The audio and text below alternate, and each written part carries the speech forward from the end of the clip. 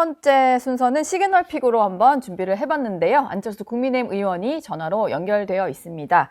의원님 잘 들리시죠? 예, 안녕하셨습니까? 예.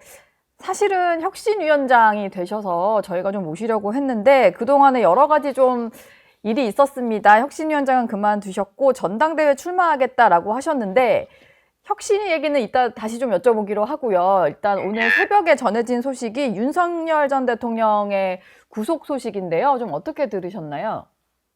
예, 참 안타까운 마음입니다. 지금 이 혼란한 이런 전국에서 여러 가지 많은 일들이 지금 동시다발적으로 생기고 있는데 예. 하루빨리 좀 과거의 일들은 빨리 정리가 되고 이제 미루어 나가는 지금 우리 경쟁 상대국들이 굉장히 많지 않습니까? 세계적으로. 예. 여기서 우리가 앞으로 뻗어나갈 수 있는 이런 계기를 만드는 쪽에 집중을 할 수 있도록 그렇게 빨리 과거의 일들은 정리가 됐으면 합니다. 근데 당에서는 아직 공식적으로 뭔가 입장이 나오거나 그런 건 아닌데 사실 지금 윤석열 전 대통령도 뭐 탈당을 한 상태이긴 합니다만 좀 지도부 차원에서의 어떤 입장이 나와야 된다라고 보시나요?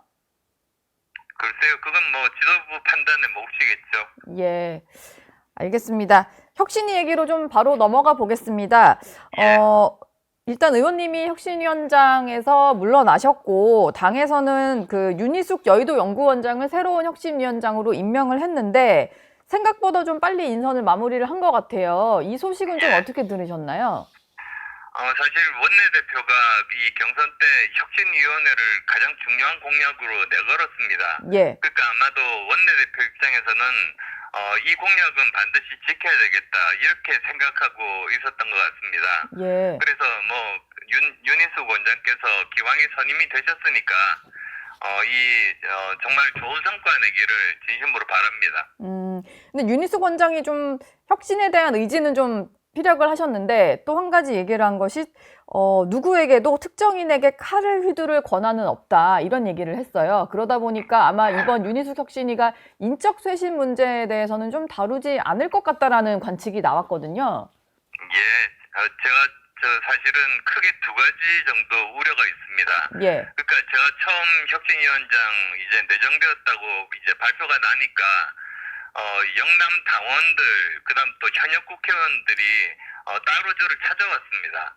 그래서 혁신의 이 제일 첫 번째 해야 될 일이 인적 쇄신이라고 이분들이 직접 저한테 말씀을 하셨어요. 예, 그리고 그것도 또 지금까지 혁신이들 역사를 살펴보면 당연한 것이고요. 그런데 뭐 윤 위원장 이번에 선임된 윤 위원장 일성이 혁신위의 인적 쇄신 권한이 없다고 말하지 않았습니까? 네, 그래서 이것에 대한 우려가 좀 있고, 그다음 또 두 번째로 급하게 하다 보니까 이 혁신위원들도 사실은 이 윤 위원장이 인선한 분이 없습니다. 그래서 정말 당원하고 지지자들이 원하는 혁신을 제대로 이뤄낼 수 있을지 우려가 큰 게 사실입니다. 예. 어제 또 윤희숙 혁신위원장 임명을 하면서 황우여 전 대표를 전당대회 관리할 선대위원장으로 동시에 임명을 했거든요. 예. 전대 관리비까지 동시에 띄운 속내는 뭐가 있을까요? 전대는 어차피 빨리 하기로 했고, 네. 8월 19일로 정해졌으면 이제 거의 한 달밖에 남지 않았으니까, 뭐 속도 내는 건 당연하다고 봅니다. 근데 이 규정이라든지 여러 가지 세부 사항들에 대해서는 사실 윤석열 전 정부에서 비정상적으로 많이 흐트러 놓았지 않습니까? 예. 이런 것들 정상화도 사실은 당이 정상화되는 과정 중에 중요한 부분이고, 이런 부분들은 단순히 이 선대위원장이 정할 것이 아니라 네. 뭐 예를 들면 당원 투표에 붙이거나 그렇게 해야 된다고 생각합니다. 알겠습니다. 아까 혁신위 인선에 대해서 이제 윤희숙 위원장이 새로 임명은 됐습니다만 본인이 원한 인선이 뭐 들어가거나 뭐 그런 건 아니었다라는 말씀 주셨는데 사실 그 안철수 위원장이 물러나시면서 같이 좀 공개됐던 게 이재영 전 의원 또 박은식 전 비대위원 이 두 분이 혁신위원회 들어가려고 했다가 이게 빠지는 과정에서의 약간 거기에 대한 좀 불만도 있으셨던 것 같아요. 아니요, 뭐 예. 뭐 꼭 불만이라기보다 네. 우선 반대를 하시길래 이재영, 박은식 두 사람에 왜 대해서요. 그러냐고 했더니 네. 왜 반대하는지 구체적으로 이야기는 제가 듣지를 못했습니다. 아, 그리고 또 이분들 대신에 다른 사람들은 어떠냐고 원내대표가 추천을 했는데 예. 또 그분들은 또 제 기준에 맞지 않았던 거죠. 그러면서 시간이 좀 걸렸습니다. 이재영, 박은식 두 분에 대해서는 이제 반대를 하면서 명확한 이유를 송원석 원내대표가 말은 안 했군요. 예, 그렇습니다. 예. 일단 뭐 이게 며칠 전 일이고 최근에 인터뷰 하실 때마다 이런 질문 받으시는 것 같기는 한데 처음부터 의원님이 좀 너무 송원석 비대위원장의 말을 많이 신뢰한 거 아니냐, 권한을 좀 더 강력하게 요구를 하고 아니면 뭐라도 좀 이렇게 약속을 확실히 받아놨어야 되는 거 아니냐, 뭐 이런 말들을 하는 분도 있더라고요. 어떻게 들으셨어요? 제가 그런 이렇게 지적은. 말씀드릴게요. 예. 그러니까 혁신위원장 저로 내정하면서 원내대표께서 대국민 선언을 했습니다. 네. 최고 수준의 혁신을 하겠다. 그러니까 이게 개인적으로 서로 아무도 뭐 증인도 없는 가운데서 약속하는 것보다 이 대국민 선언만큼 더 강력한 의지 표명이 있겠습니까? 예. 그래서 저는 제가 처음 제안했던 정말 최소한의 인적 쇄신 이것에 대해서 이야기를 한 거를 받기 힘들다고 하니까 네. 지금 우리 당이 처한 상황에 대해서 서로 간의 인식 차이가 얼마나 큰가 그런 것들을 실감할 수 있는 그런 때였습니다. 예. 지금 뭐 인적 쇄신에 대해서는 강력한 의지를 좀 피력을 하셨고, 그렇기 때문에 이제 또 전당대회에 나가시는 걸로 저희가 이해를 하고 있는데, 예. 사실 이제 쌍권 얘기를 계속 여쭤보면 구체적으로 언급은 하지 않았다라고 하셔서 제가 그럼 질문을 좀 바꿔서 한번 드려볼게요. 예. 오늘을 뭐 한 언론과 인터뷰하신 내용을 보니까 친윤계를 소멸시키지 않으면 개혁이 어렵다 이런 말씀을 하셨습니다. 의원님이 여기서 개혁 대상으로 좀 꼽은 친윤계가 대략 한 몇 명 정도 되는 건가요? 당내에서. 제가 사실 뭐 꼭 그 표현 자체를 제가 한 건 아닌데요. 예. 자연스럽게 사실은 소멸의 길로 들어설 수밖에 없다. 왜냐하면 네. 지금 윤 전 대통령께서 지금 없는 상태 아니겠습니까? 네. 그래서 지금 사실은 벌써부터 분화 중입니다. 예. 그래서 그 중에서는 또 다시 개혁적인 목소리를 내는 사람들이 저한테 와서 이런 개혁적인 이야기를 하는 사람들도 있고, 네. 또 한쪽 편에서는 또 어느 정도 규모가 그 관성에 의해서 옛날부터 의논을 했었으니까요. 예. 관성에 의해서 계속 의논을 하고 있는데 결국은 서서히 소멸의 길로 접어들 수밖에 없지 않나 이렇게 생각합니다. 근데 조경태 의원 같은 경우는 뭐 조경태 의원도 전당대회에 출마 선언을 하셨는데 윤석열 전 대통령 관저로 지난번에 체포영장 집행하려고 갔었던 의원들 있잖아요. 이분이 45분 정도 되시는데 이 45명이 청산 대상이다 이렇게 꼭 집어서 말씀을 하셨더라고요. 좀 이 의견에는 공감을 하시나요? 저는 만약에 이제 당대표 도전하는 입장인데 네. 당대표가 된다면 두 가지를 동시에 진행할 예정입니다. 예. 그러니까 하나는 뭐 당연히 이 미래 당 혁신에 대한 그 안들이 지금 제가 다 정리가 돼 있습니다. 네. 사실 혁신위원장 때 발표하려고 했었던 내용인데 예. 이걸 이제 공약으로 내걸고 이제 실행에 옮길 수 있는 거죠. 예. 그리고 또 한편으로는 대선 백서를 제대로 만들 겁니다. 그러니까 과거에 대한 일들 왜 바둑 두는 분은 아시겠지만은 복귀를 합니다. 즉 아프지만 과거에 놓았던 그 바둑의 수들을 다시 한 번 더 보면서 어디에서 실수가 있었는지를 보고 다시 같은 실수를 반복하지 않는 거죠. 네. 마찬가지로 이 대선 백서를 만들면 이제 책임 소재가 각 개인들에 대해서 명확하게 드러날 수밖에 없고 그렇게 되면 거기에 따라서 그 수준에 따라서 책임질 분은 책임지는 그런 수준으로 가는 것이 그게 합당하다고 생각합니다. 만약에 거기서 어떤 잘잘못이나 책임 소재가 좀 가려진다면 가장 큰 책임은 뭐라고 보시나요? 당을 뭐 탈당하는 겁니까? 아니면은 다음 뭐 총선 불출마 뭐 이런 겁니까? 여러 가지가 있죠. 사실은 이제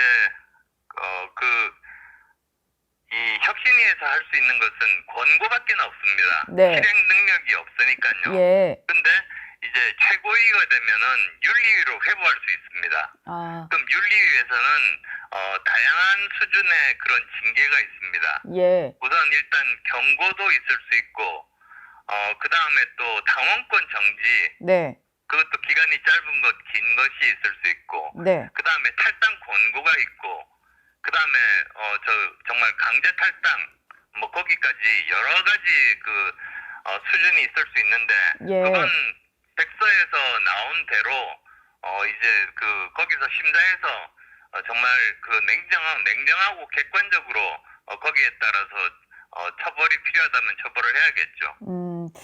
알겠습니다. 의원님은 이번에 전당대회 관련해서 전당대회 룰도 좀 바꿔야 된다 이런 생각이신 것 같아요. 지금은 당원 투표 비율이 80%고 일반 국민 여론조사가 20% 정도 반영이 되다 보니까 당심에 많이 좌우될 수밖에 없잖아요. 이 룰은 반드시 좀 바뀌어야 된다라고 보시는 거죠?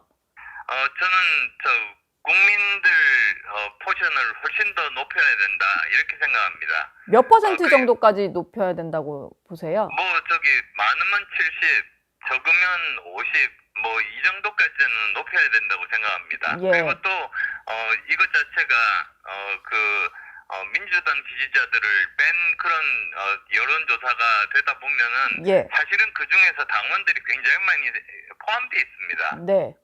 그래서 이것 자체가 그렇게 큰 차이가 나지는 않을 수도 있겠지만은 네. 지금 현재 위기 상황인 만큼 지금 우리 당 지지율이 20%대로 추락하지 않았습니까? 예. 그래서 우리 당 원래 지지자였는데 실망하고 중도층이나 무당층으로 떨어져 나간 분들 의견까지도 다 수렴을 해야지 결국은 그분들의 의견이 반영이 되고 그분들이 다시 돌아올 수 있는 그런 기회를 만들어준다고 생각합니다. 예. 그러면은 이제 일반 국민 여론조사를 한다고 해도 역선택 방지 조항 이런 거 좀 빼야 된다라고 보시는 거네요?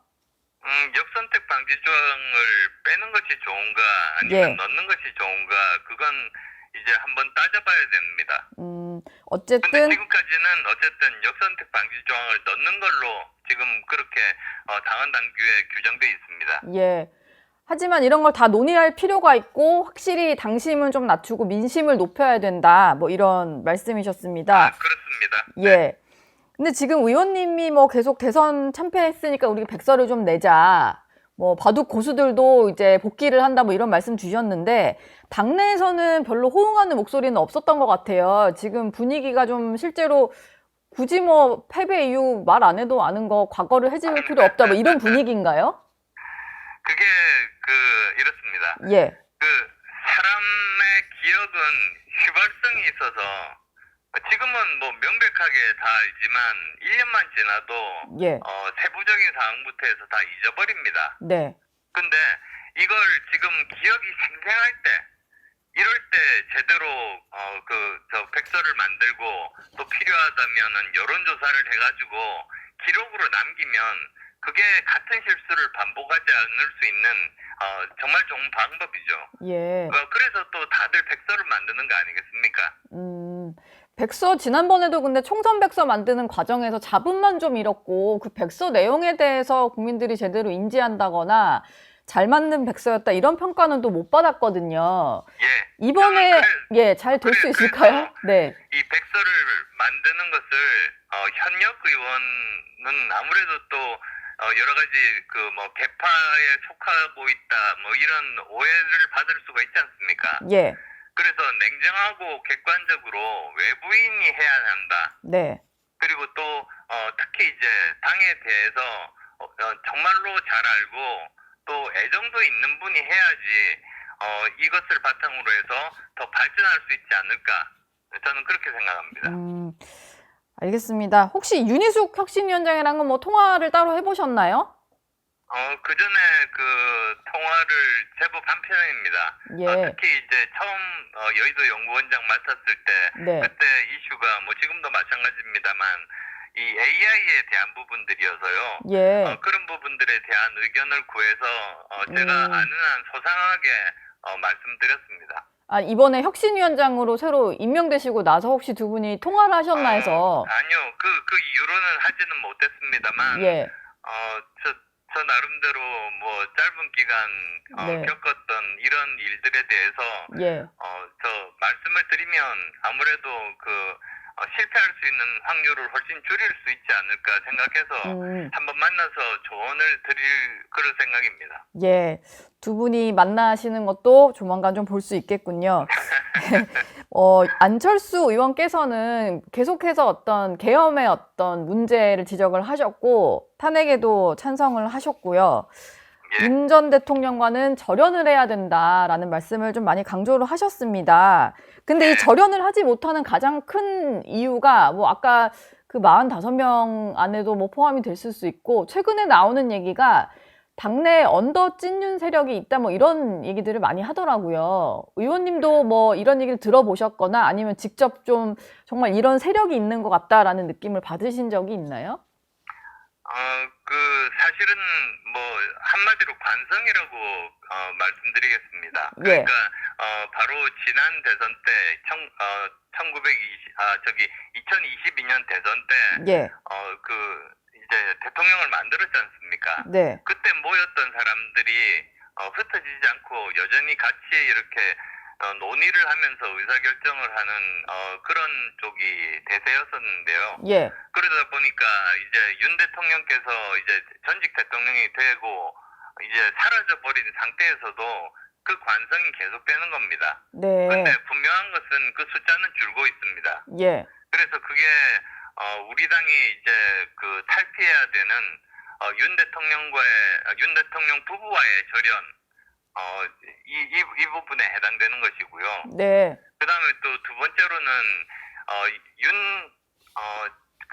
정권 시절에 이 당원 당규를 마음대로 고쳤습니다. 네. 그래서 사실은 당과 정이 수직적인 형태가 되면 안 되거든요. 누가 누가의 부하가 아니고 예. 수평적인 형태로 서로의 장점을 살려가지고 서로가 상호 보완적인 관계가 돼야지 국민들에게 좋은 그런 혜택을 누릴 수가 있는 건데 그러지 못했습니다. 그래서 그때 무리하게 바꾼 예를 들면 뭐 전당대회에서 책임 당원 비율을 갑자기 100%로 높인다든지 네. 뭐 이런 부분들이 있는데요.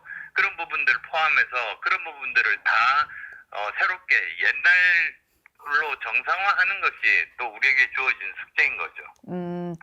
저희가 오늘 안철수 의원 그 인터뷰를 한다고 해서 사전에 저희 구독하시는 시청자분들께 댓글로 질문을 좀 받아봤는데요. 좋은 질문이 좀 많이 있었고, 뭐 응원도 많이 달렸고 한데, 한 가지 좀 여쭤보고 싶은 게 지금 뭐 인적 쇄신이라든지 윤 전 대통령과의 어떤 절연 부분이랑 좀 이어질 수도 있을 것 같아요. 데너리스 님이 주신 질문인데, 국민의힘이 극우 세력과는 어떤 관계가 되어야 하는지 안철수 의원님의 의견을 좀 듣고 싶다, 이런 댓글이거든요. 예, 그러니까 뭐 극우 세력이라기보다 저는 예. 아주 뭐라고 합니까? 극단적인 의견을 가진 분들로 이렇게 통칭을 하겠습니다. 네. 그런 분들과는 사실은 절연하는 게 저는 맞다고 봅니다. 예. 그리고 또 뭐 윤 대통령과의 절연과 포함해서 예.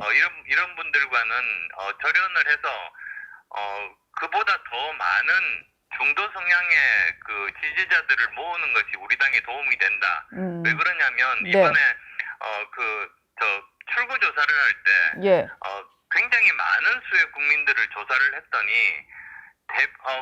1등이 중도로 나오고요. 스스로 중도라고 생각하는 사람들이 가장 많고 네. 2등이 보수, 3등이 진보였습니다.